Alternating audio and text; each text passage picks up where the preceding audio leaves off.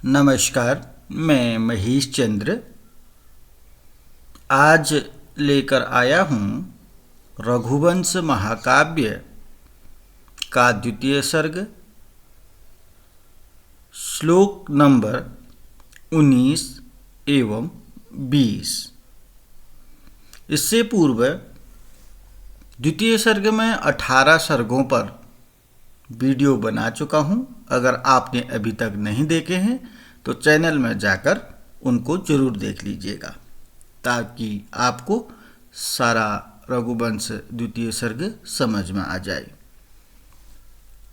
वसिष्ठ धेनु अनुयायिनं तम आवर्तमानं वनिता वनान्तात् पपौ निमेष अल्पक्ष पंक्ति उपोषिताभ्याम इवलोचनाभ्याम। क्या कह रहे हैं? वशिष्ठ धेनो अनुयायिनम। वशिष्ठ मतलब वशिष्ठ की धेनु माने गाय, वो जो गाय है वशिष्ठ जी की है। अनुयायिनम माने उनके पीछे पीछे चलने वाले। कौन है? राजा दिलीप है। एक ही शब्द से सारा कुछ समझना है। वशिष्ठ धेनु मतलब वशिष्ठ मुनि की गाय है। अनुयायन माने उनका अनुयायी, यानी अनु माने पीछे पीछे पीछे चल रहे हैं राजा दिलीप। तम आवर्तमानम वनिता वनान्तात्। क्या कह रहे हैं? तो वन तम आवर्तमानम वापस लौट रहे हैं, वनान्तात् बने वन से। तो राजा दिलीप वन से क्या कर रहे हैं? वापस लौट रहे हैं। वनान्तात् बने वन से, पंचमी विभक्ति है। वनान्तात् बने वन से, जहाँ पर पंचमी विभक्ति होगी चिन्ह से आ जाता है। वनान्तात् का मतलब वन से। आवर्तमानम लौट रहे हैं वहाँ से। तो पहली पंक्ति क्लियर होगी। राजा दिलीप जो हैं वशिष्ठ मुनि के गाय के पीछे पीछे चल रहे हैं और वह वन से वापस लौट रहे हैं। यह है पहली पंक्ति का अर्थ। जब राजा दिलीप वन से लौट रहे हैं तो वनिता बने पत्नी, निमेष अल्पक्ष पंक्ति। निमेष मने होता है पलक, अल्पक्ष मने झपकाए। निमेष अल्पक्ष पंक्ति का मतलब पलक झपकाए बिना। निमेष का होता है पलक, अल्पक्षी पंक्ति का झपकाए बिना। आपने ये शब्द सुना होगा, पलक झपकाए बिना का मतलब है एक टक देखे, एक टक आंखें खुली की खुली रह जाना। तो निमेष अल्पक्ष पंक्ति पलक झपकाए बिना उपोषिताभ्याम इव। उपोषिताभ्याम का मतलब है प्यासे की इव मनी तरह। इव का अर्थ मैंने आपको बार बार समझा रखा है। इव मने समान की तरह, इव मने समान। तो प्यासे के समान। उपोषिताभ्याम का मतलब प्यासे नेत्रों के समान, प्यासे नेत्रों के समान। नेत्रों को भी प्यास लगती है, ठीक है ना। अब नेत्रों को प्यास कब लगती है? किसी के इंतजार की प्यास। उपोषिताभ्याम इवलोचनाभ्याम, प्यासे नेत्रों की तरह। पपो मने पिया, अर्थात प्यासे नेत्रों के समान पिया लिखा है। पपो का मतलब पिया होता है। तो जो रानी वनिता पत्नी सुदक्षिणा है, वन से लौटते हुए राजा दिलीप को एकटक नजर में प्यासे नेत्रों के समान पिया अर्थात देखा। पपो का मतलब होता है पिया अर्थात देखा। ठीक है, समझ में आ गया होगा। तो वशिष्ठ जी की गाय है। वशिष्ठ धेनु का मतलब वशिष्ठ जी की गाय है। अनुयायी ने उनके पीछे पीछे चल रहे हैं राजा दिलीप। वनान्तात् तम आवर्तमानम मने वन से लौट रहे हैं। लौटते हुए उनकी वनिता मने पत्नी उनको देखती है। कैसे देखती है? निमेष अल्पक्ष पंक्ति, पलक झपकाए बिना एकटक नजरों से देखती है। निमेष तो आप जानते ही होंगे। निमेष अल्पक्ष पंक्ति का मतलब पलक झपकाए, यानी एक झपकाए बिना अर्थात एकटक नजरों से देखती है। कैसे? उपोषिताभ्याम इव लोचनाभ्याम, प्यासे नेत्रों की तरह। लोचन में द्विवचन है, लोचनाभ्याम में द्विवचन का है, यानी कि दो आंखों है ना, तो लोचनाभ्याम प्यासे नेत्रों की तरह, पपो बने पिया अर्थात प्यासे नेत्रों से देखा। आ गया होगा समझ में आपको। वशिष्ठ की नई ब्याही हुई नंदिनी नाम की धेनु के पीछे पीछे चलने वाले तपोवन के प्रांत भाग से लौटते हुए उन राजा दिलीप को स्नेह करने वाली रानी सुदक्षिणा ने नेत्र के बंद करने में आलसी बरौनी वाली होती हुई अर्थात एक टक से प्यासे की भांति आंखों से पिया अर्थात देखा। तो ये रहा श्लोक नंबर 19। अगर आपको कहीं पर समझने में दिक्कत हुई हो, शब्द समझने में दिक्कत हुई हो कमेंट बॉक्स में जरूर लिखिएगा, अन्यथा समझने का प्रयास करेंगे, जरूर समझ में आएगा, आ गया होगा। वशिष्ठ धेनो अनुयायिनम तम आवर्तमानम वनिता वनांतात् पपौ निमेष अल्पक्ष पंक्ति उपोषिताभ्याम इव लोचनाभ्याम। आगे देखते हैं श्लोक नंबर 20। पुरस्कृता वर्तमनि पार्थिवेन प्रत्युत गता पार्थिव धर्म पत्न्या तदंतरे सा विराजधेनु दिनशपा मध्यगतेव संध्या। तो आपको मालूम है इससे पूर्व 19वें श्लोक में देखा कि राजा दिलीप वन से घर की ओर वापस लौट रहे हैं।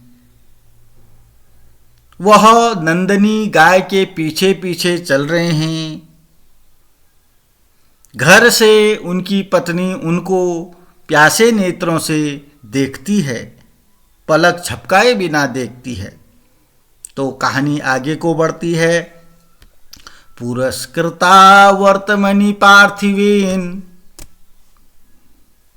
पुरस्कृता का मतलब होता है आगे। पुरस्कार कहाँ पर दिया जाता है? आगे दिया जाता है। तो आगे करके, पुरस्कृता मतलब आगे करके। वर्तमनि मैंने रास्ते में, पार्थिवेन मैंने राजा ने।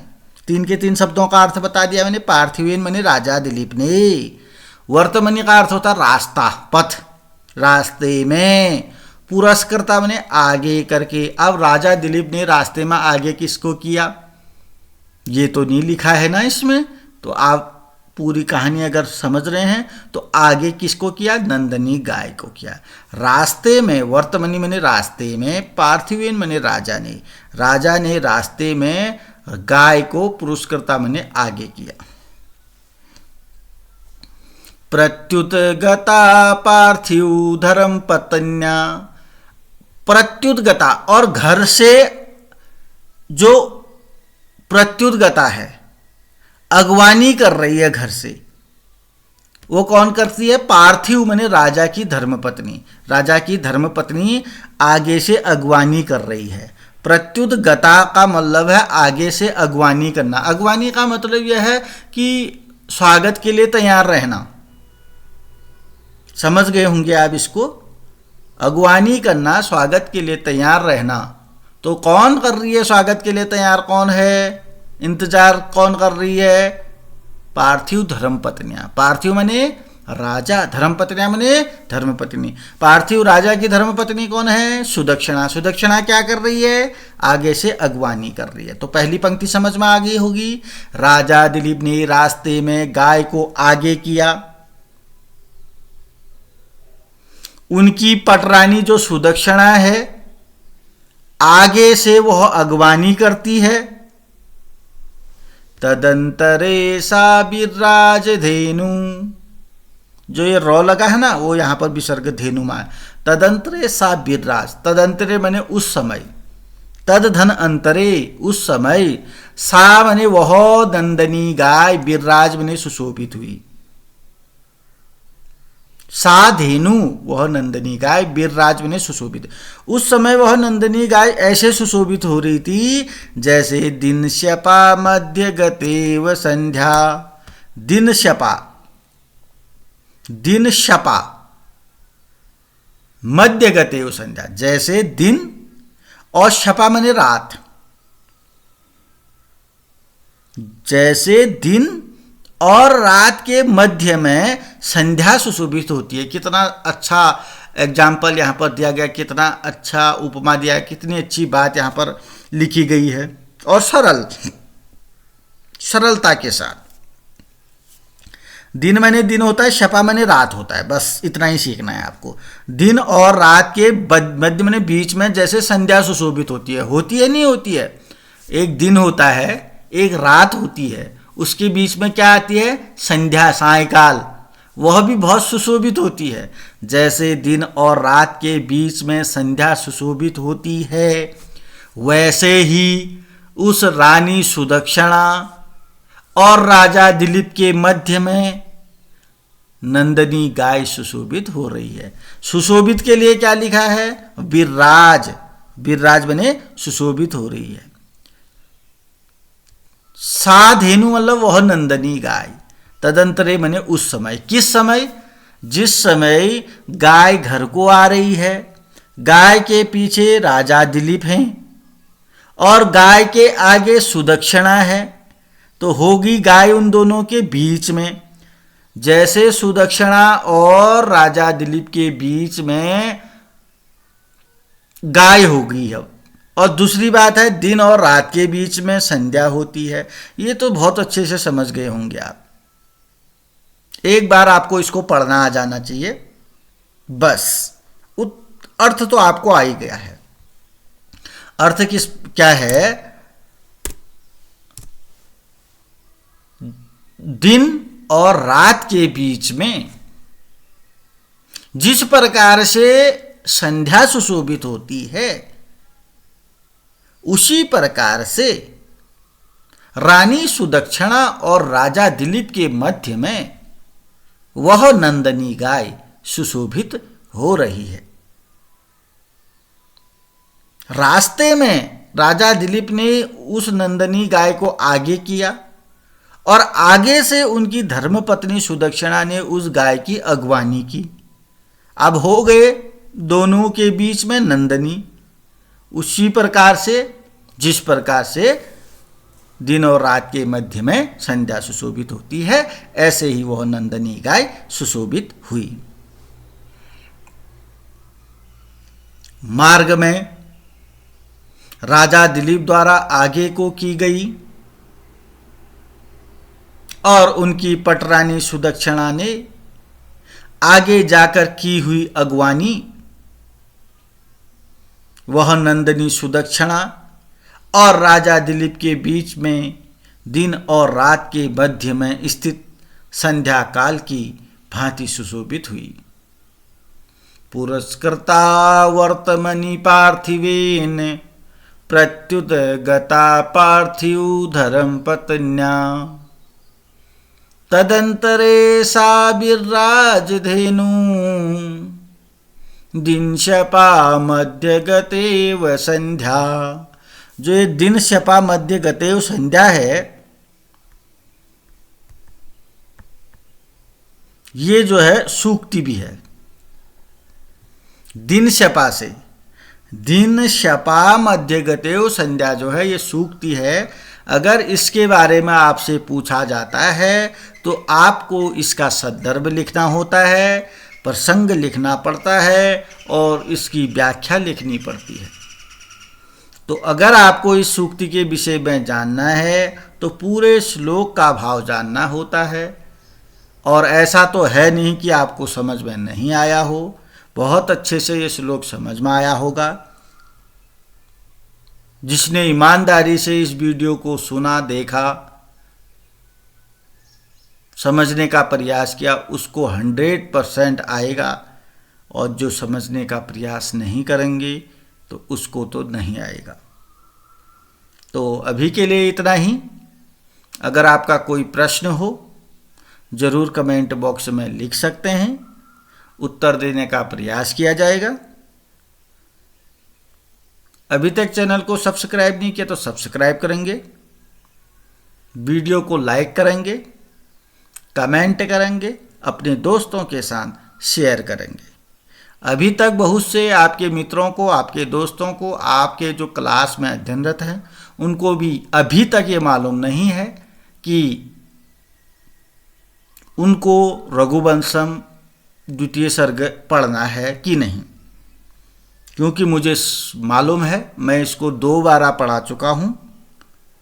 तो आप इतना ज़रूर करिएगा कि अपने प्रत्येक दोस्त को व्यक्तिगत इसको शेयर कर दीजिएगा, ताकि उसको फ़ायदा मिले। तभी तो ये वीडियो बनाई जा रही है, ताकि अधिक से अधिक छात्र छात्राएं इसका लाभ उठा सकें। नमस्कार, धन्यवाद।